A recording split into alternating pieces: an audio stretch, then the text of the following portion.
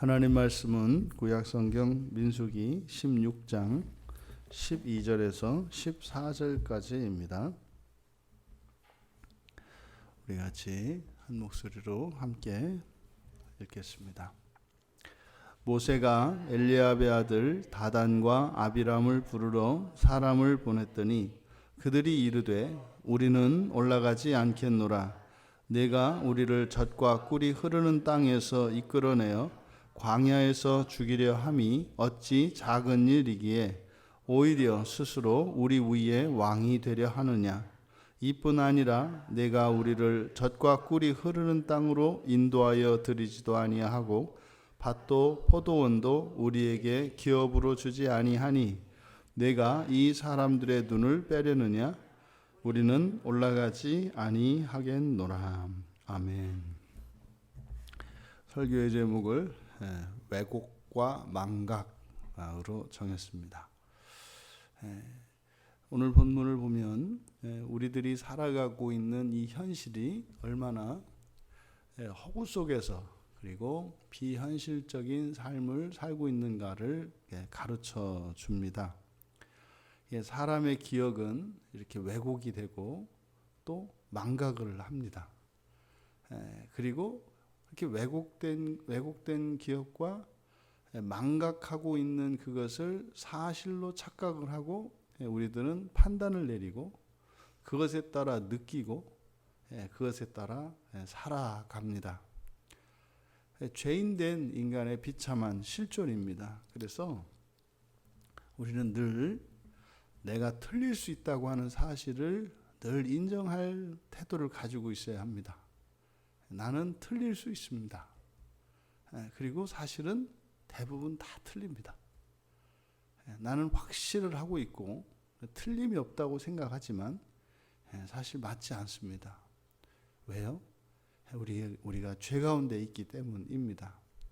근데 우리 안에는 이 두 마음이 있어서 참된 그 진리와 사실을 가지고 느끼고 판단하기보다는 이렇게 왜곡되고 망각된 것을 더 사실처럼 느낍니다. 그래서 우리가 인생을 살아갈 때 늘 성경을 곁에 두고 또 성경 말씀을 따라서 우리가 살아가야 하는 이유가 바로 거기에 있습니다. 모세가 이제 다단과 아비람을 부르러 사람을 보냈습니다. 그럼 바로 앞에 11절에서 모세가 말한 것과 같이 이들은 여호와를 거스르고 있습니다. 그러니까 여호와를 거스르는지 거스르지 않고 있는지는 현재 자신의 상태를 보면 압니다. 지금 이스라엘 자손들은 사실은요, 늘 기쁨 속에서 늘 소망 가운데서 살아가야 합니다. 왜요? 그 노예로 살았던 애굽에서 지금 그들의 주권이 주어지고 자유가 생기고 그들의 기업이 주어질 가나안 땅을 향해서 가고 있기 때문이에요. 이미 목적지가 정해져 있습니다. 그러면 그 중간에 이런저런 일들이 일어난다 할지라도 항상 이 사람들의 삶 속에 기본적으로 기쁨과 감사, 이 기대감은 사라질 수가 없는 겁니다. 그 목적지를 향하여 가고 있기 때문에 말이죠. 그런데 이 이스라엘 자손들의 광야의 삶을 보면 그렇지가 못합니다. 왜 그래요? 이게 지금 이 사실을 왜곡하고 또 과거에 대한 이런 사실들을 망각해버리기 때문에 그냥 앞도 없고 뒤도 없고 좌도 없고 우도 없어요. 그냥 지금만 있어요. 지금만. 그러니까 뭐 확 좋았다가 확 죽었다가 또 뭐 하나님한테 낸내 순종했다가 또 확 대들었다가 뭐 이런단 말이죠. 그래서 항상 우리의 상태는 그때의 상태를 보면 압니다. 그러니까 여호와를 거스르고 있느냐? 그럼 뭐예요? 인생이 우울하고 화가 나고 답답하고 억울하고 뭐 이런 겁니다. 그러면은요, 하나님을 거스르고 있는 겁니다. 이건 그리스도인들에게 해당되는 거죠. 왜요? 우리는 그 약속의 땅을 향하여 나가고 있는 사람들이기 때문에 우리가 하나님을 거스르지 않고 있을 때는 우리의 마음속에 이런 기쁨과 소망이 우리를 이끌어가요. 그러면 거스르지 않는 상태입니다. 그러면 뭐 기쁘지도 않고 화도 안 나고 무덤덤하면 어떻게 됩니까? 그것도 미끄러지는 겁니다. 그럴 수가 없는 거예요. 아니 그 약속을 향하여 나아가는 사람이 어떻게 그 소망이 없으며 그 기대가 사라져요. 그러니까 그 기억을 못하는 거잖아요. 망각한 거잖아요. 이게 뭐예요? 인생의 목적을 망각하고 있는데 이거 심각한 거죠. 이게 적극적으로 하나님께 대드는 것만 거스르는 게 아니에요. 하나님이 주신 그 복을 누리지 못하는 것도 거스르는 겁니다. 그러면 지금 이 다단과 아비람이 너무나 지금 뭐 불행한 가운데 있죠. 너무나 불행하죠. 그럼 이들이 알아채야죠. 우리가 지금 하나님을 거스르고 있구나. 이 감정은 그리고 이러한 생각들은 잘못된 것이구나를 그렇게 객관적으로 자신을 판단을 해야 되는 거죠.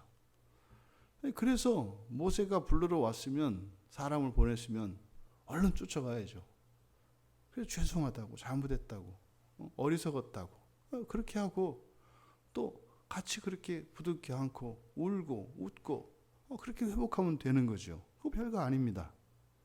그런데 이들이 모세의 호출에 응하기는 고사하고 이제 반항을 합니다. 그럼 이들이 하는 이야기를 보면 이들 나름대로는 그것이 이유가 돼요. 너무나 분명한 이유예요. 이들에게는. 하지만 이것을 객관적으로 사실에 기초하여 이들의 말을 우리가 곰곰이 생각을 해보면 이들의 상태가 어떤 상태인지, 그리고 왜 이들이 그렇게 하나님을 거스르고 모세에 대하여 원망을 품고 이렇게 저항하고 반항을 하게 됐는지를 우리가 알아차릴 수 있습니다. 그러면 이것은 우리의 삶에 고스란히 적용할 수 있는 거죠. 먼저 이 모세와 아론이 이들을 젖과 꿀이 흐르는 땅에서 이끌어내어 광야에서 죽이려고 한다고 얘기를 합니다. 그럼 이들이 말하는 젖과 꿀이 흐르는 땅이 어디입니까? 애굽이에요. 그 애굽에 대한 향수를 가지고 있는 거죠. 그리고 또 광야에서 죽이려고 한다. 이건 바로 앞에 14장에서 일어났던 호르마 사건입니다. 그 책임을 모세에게 돌리고 있는 거죠. 그러니까 이것은 본인들이 믿음을 잃어버리고 하나님의 선하신 뜻을 의심함으로 말미암아서 또 심지어 그런 그들에게 호의를 베푸시는 하나님의 말씀에도 불순종함으로써 스스로 초래했던 그런 끔찍한 일들을 자신들의 일이 아니라 자신들의 책임이 아니라 모세에게 책임을 돌리고 있다는 것을 알 수 있습니다. 이게 뭐예요? 책임 전가 행위입니다. 우리는 늘 자기에게 불편과 해를 끼친 것을 자기 자신이 아닌 타인에게 책임을 전가하는 본능이 있습니다. 이게 사실은 자기 보호 본능이에요. 자기 방어 본능이에요. 괴롭거든요. 이것을 자기 책임으로 인정을 했을 때 그 양심의 가책과 그 부끄러움과 그것으로 인한 많은 질책과 비난들에 대한 두려움, 이걸 견딜 수가 없거든요. 그러면 그것을 다른 사람에게 전가합니다. 보통 이렇게 누군가에게 책임 전가를 잘하는 사람들, 이런 사람들이 주로 이제 원망 불평이 많은 사람들이죠. 이게 사실은 그 안에 들어가면요, 극도의 두려움이 있습니다. 사람들로부터 비난을 받을 준비가 되어 있지 않아요. 견딜 수가 없는 겁니다. 이런 극도의 지나친 두려움으로 인해서 이렇게 책임을 돌리는 거죠.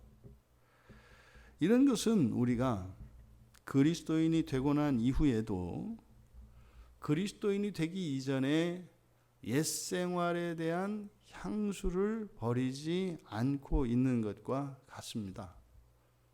그러면 결코 우리가 신앙인으로 살아가는 삶에서 만족을 얻을 수가 없거든요. 두 살림하는 것과 똑같다고요. 늘 불만과 원망이 있습니다. 그런데 그것에 대한 책임을 자기 자신에게 돌리면 이건 견딜 수가 없는 거죠. 그러니까 그것을 타인에게 자꾸 전가하게 됩니다. 이어서 이렇게 어찌 작은 일이기에라는 것은 앞에 있는 이야기죠. 이렇게 애굽에서 광야로 옮겨서 광야에서 이렇게 막 죽어나가는 이런 일들, 이걸 지금 모세가 했다고 생각하는 거예요. 이것은 결코 작은 일이 아니라는 거죠. 어찌 작은 일이기에, 큰 일이라는 거죠. 오히려 스스로 우리 위에 왕이 되려 하느냐. 지금 그동안 다단과 아비라함이 얼마나 참고 살았는지를 알 수 있는 거예요. 지금 이들은 모세가 이렇다고 생각을 하는 겁니다. 멀쩡히 잘 사는 사람들을 데려다가 광야에서 막 죽게 만드는 거예요. 근데 그거에 대해서 미안해하기는 고사하고 아주 뻔뻔해서, 그런데도 불구하고 지도자가 돼서 왕처럼 살려고 하는 거예요. 뭐 뻔뻔해도 이렇게 뻔뻔한 사람이 없는 거죠. 지금 이들은요, 자신들을 구원하시려는 그 하나님의 일이 자기들을 죽이는 것처럼 여겨져요. 그러니까 뭐요? 사사건건 하나님은 간섭하고 방해하고 이렇게 받아들여진다고요. 그것도 뭐 하나님이니까 어떻게 해요? 그냥 참고 살아야지. 근데 해도 어지간해야 되는데, 그래서 말을 듣고 따라가면서 억지로라도 이렇게 가려고 그랬더니 아주 내가 좋아서 쫓아가는 줄 알고 아주 왕 노릇을 하려고 그래요.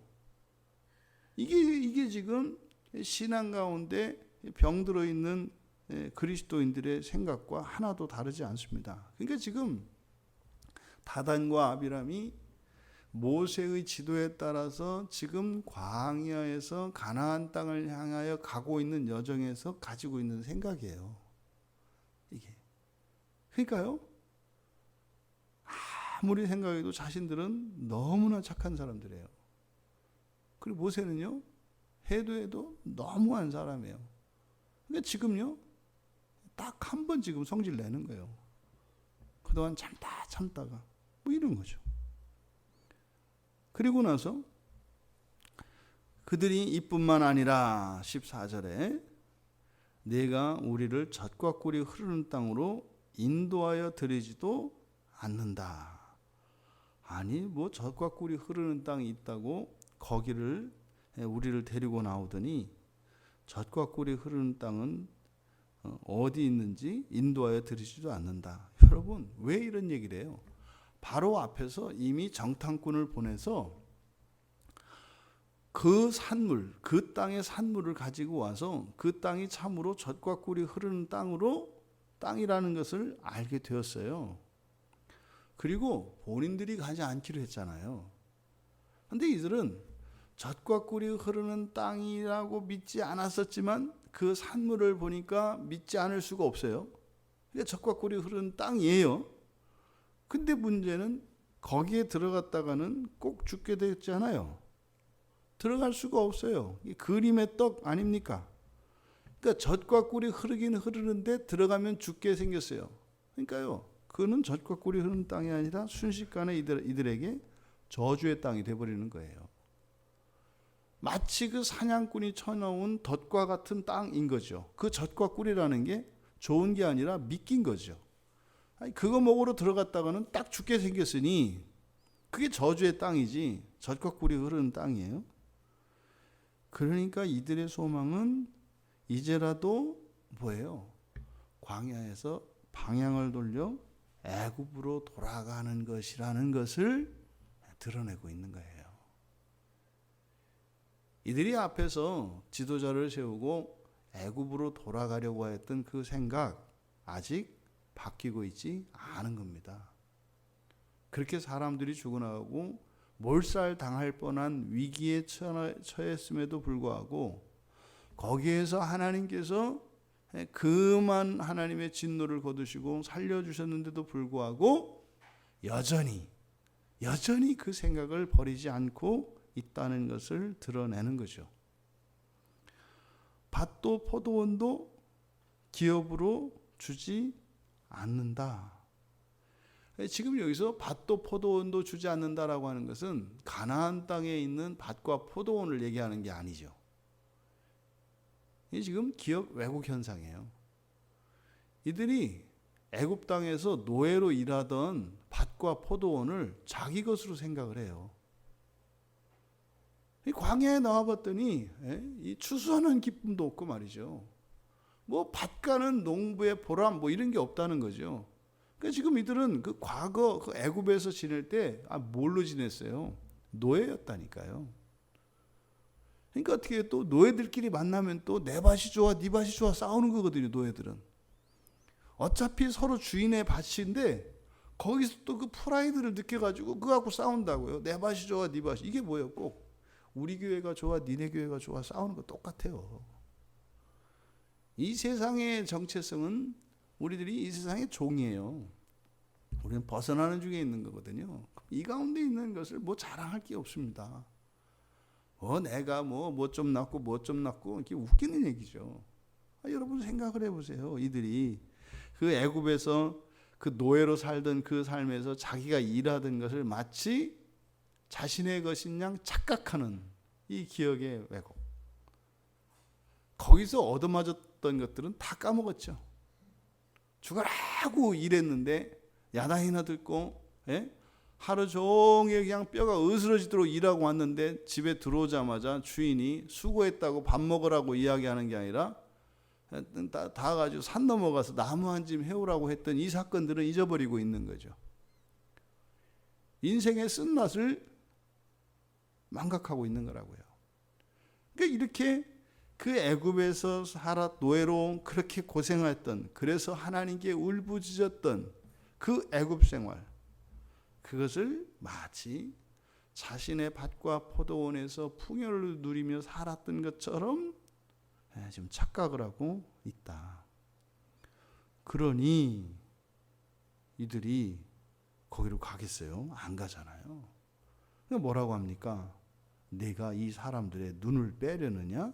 여기서 눈을 뺀다. 이것은 눈을 가린다. 소경 취급을 한다 이 말이에요. 눈뜬 장님인 줄 아냐? 뭐 이렇게 얘기를 하는 거죠. 우리는 그러니까 올라가지 않겠노라. 여러분, 하나님께서 이들에게 모세를 보낸 것은 도저히 못 살겠다고, 해도 너무 어렵다고, 차라리 죽는 게 낫겠다고. 이 땅에는 미련이 있는 게 아니라 정말 이 땅은 생지옥이라고. 그래서 하나님이 모세를 보내서 구출해 주시는 거 아닙니까? 근데 그곳을 지금 젖과 꿀이 흐르는 땅으로 착각을 하고 있어요. 그러면서 뭐라 그래요? 네가 우리를 속이려고 하느냐? 우리가 그것을 모르는 줄 아느냐? 뭘 몰라요. 아는 줄 알지. 여기서는 뭐 우리를 소경으로 보느냐? 여러분, 이렇게 주님께서 주신 약속, 그러니까 주님을 믿지 않는 사람들, 하나님을 믿지 않는 사람들에게는 이렇게 하나님께서 주시는 구원에 대한 이런 약속들은 허구처럼 들릴 수밖에 없어요. 왜냐하면 하나님이 주시는 것은 너무 크거든요. 그게 이렇게 살에 와 닿지가 않아요. 너무 허무맹랑한 것 같다고요. 이게 문제죠. 그냥 내가 느낄 수 있는 그렇게 많지도 않은 내 욕심을 채워주지는 않으시고, 느낄 수도 없는 너무 큰 것으로 약속을 자꾸 하시니까 우리는 욕심이 없잖아요. 그죠? 별로 없어요. 진짜로 이렇게 많지 않아요. 여러분들이 지금 뭐 갖고 싶은 건 별거 아니에요. 별거. 그러잖아요. 그냥 몇십억을 보면 몇 억이면 다 해결되는 거 대부분이에요. 그러니까요, 참 소박한 사람들이라니까요. 그렇게 욕심 없어요. 근데 하나님은 문제는 거기에 관심이 없어요. 그러니까요, 꼭 사기꾼 닮았어요. 사기꾼은 한탕이거든요, 한탕. 네? 한 번만 뭐 이렇게 하면은 인생이 바뀐다. 이게 사기꾼들이에요. 되게 이제 막 그 건축하는 사람들, 아니 뭐 이렇게 이런 사람들 있어요. 대표적인 사람들.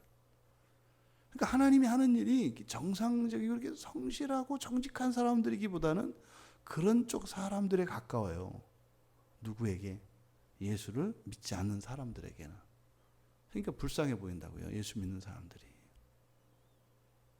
소경들이나 따라가는 거죠. 그러니 하나님의 약속이 우리에게 기쁨이 되고 소망이 된다는 것은요, 얼마나 놀라운 일입니까? 얼마나 놀라운 일입니까? 다단과 아비람의 생각에 자신들은 너무나 불행해요. 지금 하나님을 거스르고 있는 상황이지 않습니까? 그런 그들이 느끼기에는 하나님께서 그들을 소경 다루듯 하신다고요. 그래서 무조건 말만 들으라 그래요. 다 알고 있는데. 사실은요, 소경보다도 못한 자들이죠. 오히려 소경보다 못해요. 소경은요, 자기가 소경인 것을 알고 누군가에게 의존적으로 살아갈 수밖에 없다는 것을 압니다. 그래서요, 인도하는 사람을 절대적으로 신뢰하고 따라갑니다. 소경은 그래요. 그런데요, 이렇게 망각하고 왜곡하는 잘못된 눈이죠. 우리를 실족하게 하는 눈이죠. 실족하게 하는 눈을 가지고 있는 사람은 소경보다 못해요. 왜요? 누구를 절대적으로 신뢰하지 못해요. 왜요? 자기 눈에 보이는 게 명확하지가 않으니까 그 누구의 가르침과 인도도 분명하지 않습니다. 늘 흐릿합니다. 그러면요, 의지할 수가 없어요. 그래서 오죽하면 예수님께서 실족하게 하는 눈은 빼버리는 게 낫겠다 그러는 게 있어요. 무슨 말이에요? 소경되는 게 낫다는 거죠. 한쪽 눈이 너희를 실족하게 하면 차라리 빼버려라. 그리고 천국 가는 게 낫다. 소경되는 게 낫다고요. 근데 이들은 우리를 소경 취급하느냐? 차라리 소경이 됐으면 좋겠죠. 이들이 지금 백성들로부터 명망이 있는 선출받은 사람들이에요. 그렇게 잘난 사람들이 아니고 늘 주눅 들어있는 사람이고 아는 것도 없고 이를 가나 저리 가나 죽을 수밖에 없는 처지라고 인정을 하고 나는 그저 우리 모세님을 따라갈 수밖에 없는 사람이야. 차라리 이런 사람이 낫죠. 이들에게 있는 여러 가지 권위와 권세들, 사람들로부터의 인정, 차라리 그것이 없었더라면 지금 이토록 불행하지는 않을 것입니다. 왜요?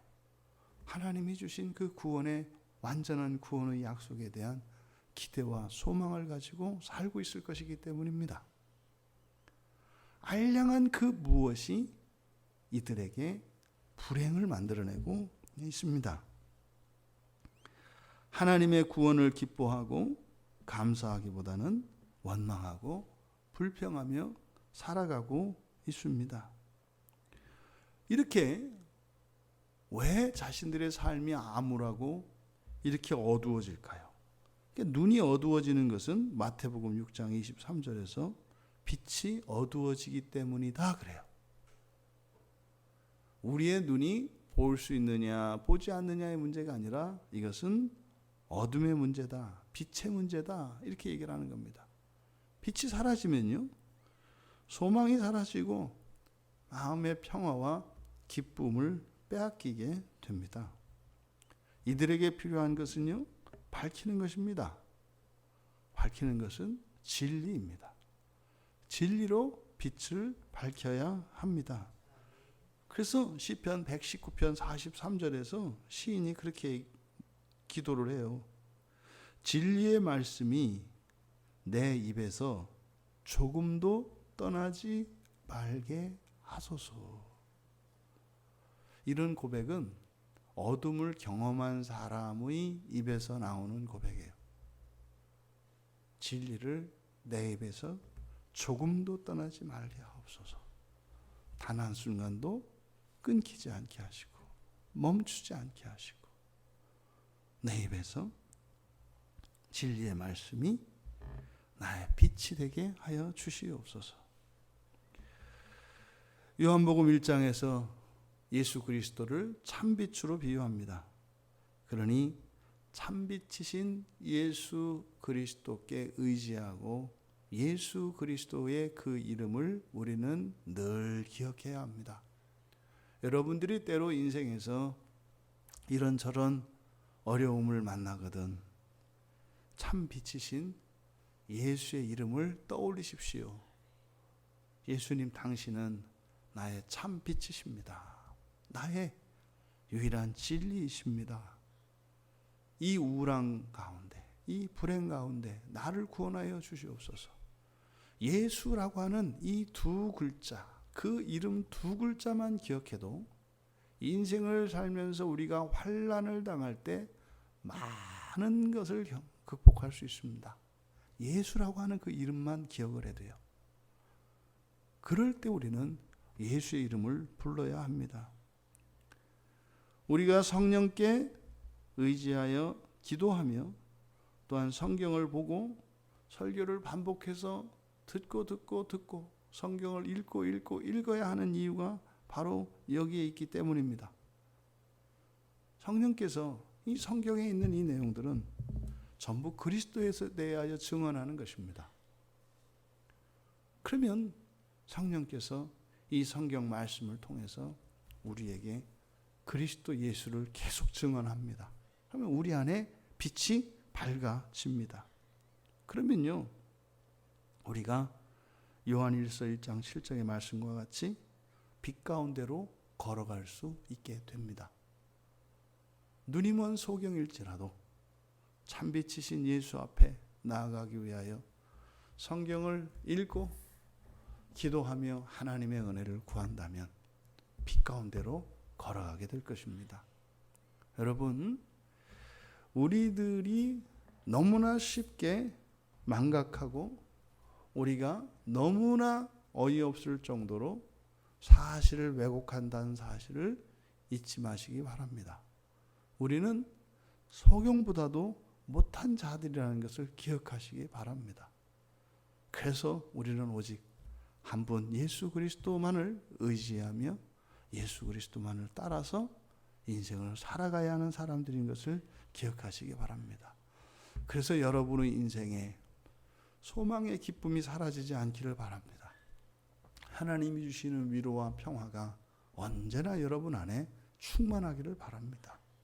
그래서 결코 길지도 않지만 결코 짧지도 않은 이 인생의 광야의 길에서 길을 잃어버리지 않고 향방을 잃어버리지 않고 그 약속의 땅을 향하여 승리를 맛보는 우리 모두가 되시기를 주님의 이름으로 축원합니다. 존귀하신 하나님, 죄 가운데 살아가는 죄인의 실존이 무엇인지 늘 잊지 않게 하옵소서. 자기 자신을 진리로 착각하며 살아가는 저희들이 얼마나 지난 날 하나님의 은혜를 잊어버리고 또한 저희들의 삶의 고난과 비참을 망각하고 오늘의 현실을 왜곡하며 미래에 대한 우리의 생각이 잘못된 것인지 깨닫게 하여 주시옵소서. 자꾸만 잘못된 판단을 하나님의 말씀보다 더 옳은 것으로 확실한 것으로 믿고 너무나 쉽게 불행해하고 좌절하고 낭망하는 저희들을 진리로 빛을 밝혀주셔서 저희들의 인생이 언제나 소망 가운데 있게 하옵소서. 감사하며 예수님의 이름으로 기도하옵나이다.